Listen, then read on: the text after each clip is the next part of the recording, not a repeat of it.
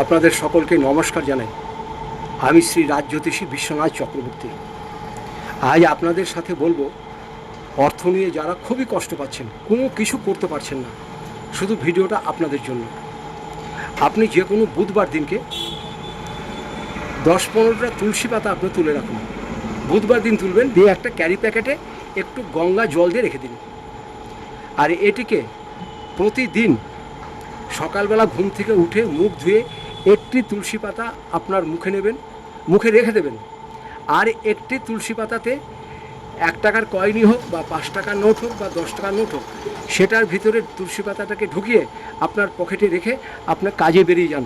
দেখুন আপনার অর্থ সমস্যা ধীরে ধীরে কেমন মুক্ত হয়।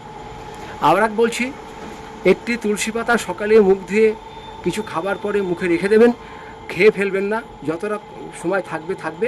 আর 5 টাকার কয়েন বা 2 টাকার কয়েন বা 5 টাকার নোট বা 10 টাকার নোটের ভিতরে একটি তুলসী পাতা রেখে আপনার পকেটে রেখে আপনি কর্মস্থলে বেরিয়ে যান, ব্যবসায় যান, চাকরি যান, আর যেখানেই যান, এটা পুরুষরাও করবে, মহিলারাও করবে।